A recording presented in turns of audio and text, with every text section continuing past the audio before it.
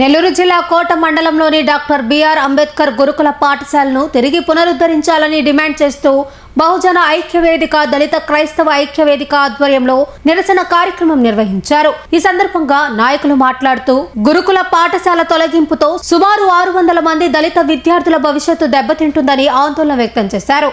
ప్రభుత్వం గూడూరు ఎమ్మెల్యే పాసం సునీల్ కుమార్ వెంటనే గురుకుల పాఠశాలను పునరుద్ధరించాలని వారు డిమాండ్ చేశారు. లేని పక్షంలో బహుజన ఐక్యవేదిక ఆధ్వర్యంలో ఆందోళనను మరింత ఉధృతం చేస్తామని హెచ్చరించారు. ఈ నిరసన కార్యక్రమంలో బహుజన ఐక్యవేదిక దళిత క్రైస్తవ ఐక్యవేదిక నాయకులు పాల్గొన్నారు.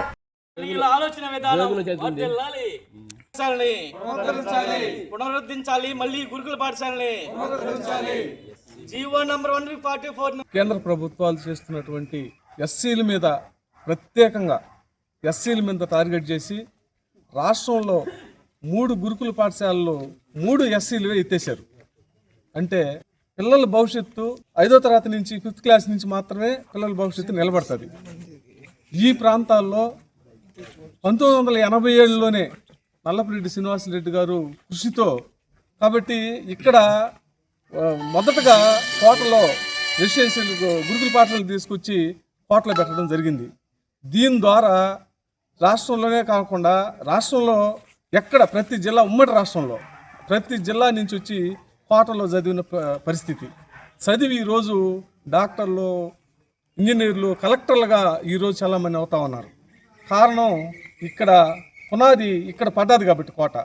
ఒక సీటు దొరకాలంటే కాంపిటీషన్లో కొట్టుకోవడం చిన్న పని కాదు కోటలో. అట్లాంటి స్కూల్ని ఎత్తేసి మీరు మళ్ళీ ఏదో తీసుకొచ్చి ఐఐటి తీసుకొచ్చి ఒక ప్రైవేట్ కంపెనీకి చెప్పడం అనడం దుర్మార్గమైన చర్యగా మేము ఖండిస్తూ ఉన్నాం. ఇది మంచి పద్ధతి కాదు. మీకు మా పిల్లకాయలు మీకు కావాలంటే కట్టుకోండి, చిట్టేళ్ళలో ఉంది అది పెట్టుకోండి, వరగల్లో ఉన్నాయి పెట్టండి. మీరు దీన్ని ఉన్నది ఎత్తేసి ఎక్కడైనా అసలు ఇప్పటికి జరిగిందా ప్రపంచంలో భారతదేశంలో ఎక్కడైనా దళితుల బిడ్డలు నోరులు కొట్టి మీరు ఎవరికో పెడతానంటే అది ఎంతవరకు కరెక్ట్? మీకు ఈ మూల్యాన్ని మీరు చెల్లించుకుంటారని మేము చెప్తా ఉన్నాం, హెచ్చరిస్తున్నాం. రాబోయే టైంలో మీరు ఖచ్చితంగా దీన్ని అనుభవించక తప్పదు. మా స్కూల్ మాకు కావాలి, మా బిడ్డలు కడుపు కొట్టద్దు. దళిత బిడ్డలు, కూటికి లేని బిడ్డలు, పేదరికంలో ఉన్న ఈ ఏరియా ఈరోజు చదువుకోవడానికి ఈరోజు అంతా తల్లిదండ్రులు నేర్చుకుంటూ వెళ్ళిపోయి ఆ స్కూల్లో ఇచ్చి బర్రెలు పశువులు తోలినట్టు అంతమందిని పెట్టేస్తే వాళ్ళు ఎట్లా చదువుకోవాలి? వాళ్ళు ఎట్లా చదువుతారు? మీరు కొంచెమైనా ఆలోచిస్తున్నారా? ఆలోచించండి. విద్యాశాఖ మంత్రి, గూడూరు ఎమ్మెల్యే, ఎస్సీ నియోజకవర్గం ఇది. మనకు సిగ్గుపోతుంది. మన స్కూలు మన నియోజకవర్గంలో ఎస్సీ నియోజకవర్గంలో ఒక ఎస్సీ స్కూల్ వెళ్ళిపోతుందంటే ఇది అందరికీ సిగ్గుసేటే. ఇది ఎవరో ఒక అగ్రకులప రెడ్డి తీసుకొచ్చి ఇక్కడ పెడితే ఈరోజు ఎస్సీ ఎమ్మెల్యేగా ఉన్న మన సునీల్ అన్న కూడా దీని మీద గట్టిగా చర్య తీసుకొని మళ్ళీ తీసుకొచ్చి ఈ స్కూల్ కానీ పెట్టగలిగితే నిన్ను చరిత్రలో మర్చిపోరు సునీల్ అన్న. మేము చెప్తా ఉన్నాం నీకు ఇది కూడా ఒక పునాది అనుకోండి. ఇక్కడ మీరు మళ్ళీ ఇక్కడ రాణించాలి గూడూరు నియోజకవర్గంలో అంటే కోట పునాది, కోట రెసిడెన్షియల్ గురుకుల పాఠశాల పునాది గుర్తుపెట్టుకోండి. ఎమ్మెల్యే గారు ఖచ్చితంగా మా స్కూల్ని మనకి ఇక్కడ తీసుకొచ్చి మన బిడ్డల ప్రాణాలని రక్షించండి, వాళ్ళ కడుపులు కొట్టబాకండి. మీరు ఏమైనా చేయండి, అవసరమైతే రాజీనామా చేయండి బిడ్డల కోసం. చాలు. మీరు ఇప్పుడు వరకు అనుభవించారు, అంబేద్కర్ ద్వారా అనుభవించారు, అంబేద్కర్ ద్వారా చదువుకున్నారు. ఈరోజు బిడ్డలు కూడా అంబేద్కర్ పుణ్యమే ఇక్కడ స్కూల్ వచ్చింది మనకు. దీన్ని మీరు ఆలోచించండి. దయచేసి మీకు దండం పెట్టి చెప్తున్నాము, మా స్కూల్ మాకు కావాలి, మా బిడ్డల భవిష్యత్తు కావాలి, ఇక్కడ పునాదులు కదిలించకూడదు. మీకు దయచేసి దండం పెట్టి చెప్తున్నాము.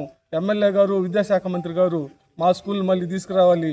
లేదంటే కార్యాచరణ త్వరలో మేము ప్రకటిస్తాం. ఆమర నిరాహార దీక్ష కూర్చొని ప్రాణాలు వదిలేదానికనే సిద్ధమని తెలియజేస్తూ బహుజన ఐక్యవేదిక మీకు హెచ్చరిస్తుందని చెప్పి తెలియజేస్తూ జై భీమ్. 1987 సంవత్సరంలో ఈ గురుకుల పాఠశాల స్థాపించబడింది. ఈ గురుకుల పాఠశాల స్థాపించినటువంటి కారణం ఏంటంటే ఇది తీర ప్రాంతమైనటువంటి సముద్ర తీర ప్రాంతము.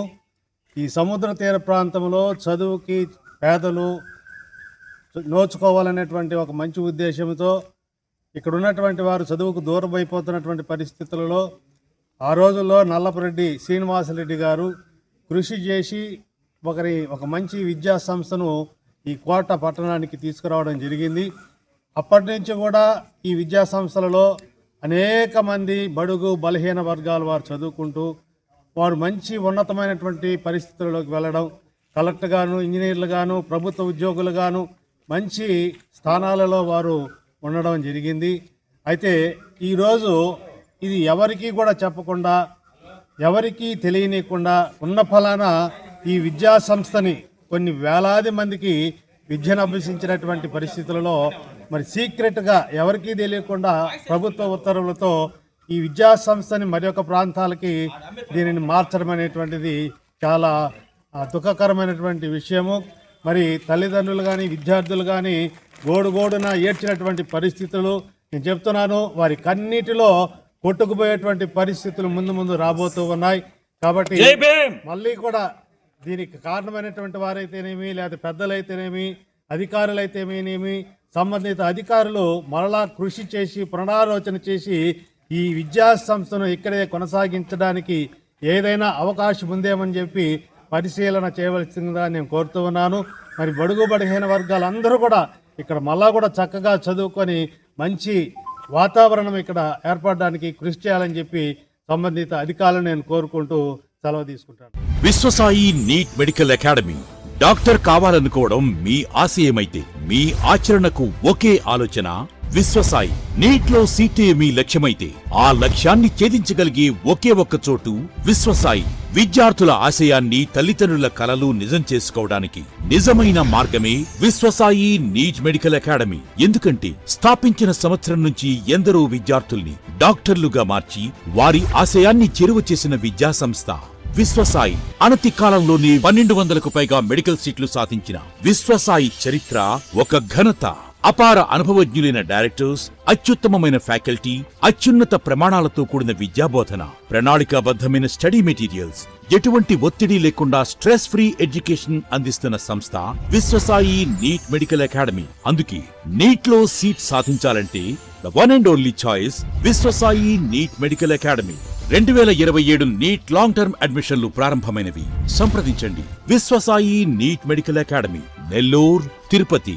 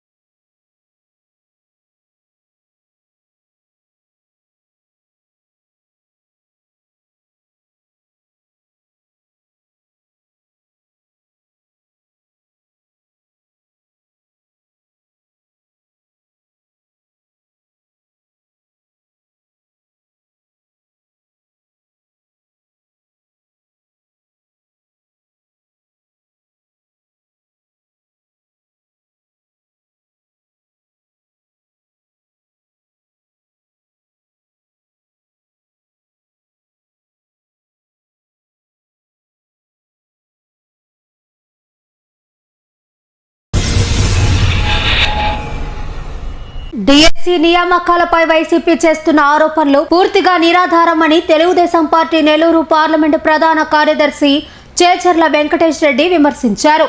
హైకోర్టు కూడా ఆధారాలు లేవంటూ పిటిషన్లను కొట్టివేసిందని, రాజకీయ ప్రయోజనాల కోసమే వైసీపీ ఆందోళన చేస్తుందని అన్నారు. నెల్లూరులోని జిల్లా టీడీపీ కార్యాలయంలో నిర్వహించిన మీడియా సమావేశంలో ఆయన మాట్లాడుతూ 243 న్యాయపరమైన అడ్డంకులను అధిగమించి కేవలం 148 రోజుల్లో 16,347 టీచర్ పోస్టులను భర్తీ చేయడం కూటమి ప్రభుత్వ ఘనత అని పేర్కొన్నారు.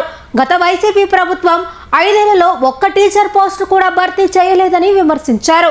రాష్ట్రంలో ప్రతిపక్ష పార్టీ అయినటువంటి వైఎస్ఆర్ కాంగ్రెస్ పార్టీ ఒక వింత పార్టీ. వారు చేసే కార్యక్రమాలన్నీ కూడా విడ్డూరంగా ఉంటాయి. ఈ రాష్ట్రంలో 2024లో కూటమి ప్రభుత్వం అధికారంలోకి వచ్చిన తర్వాత నారా చంద్రబాబు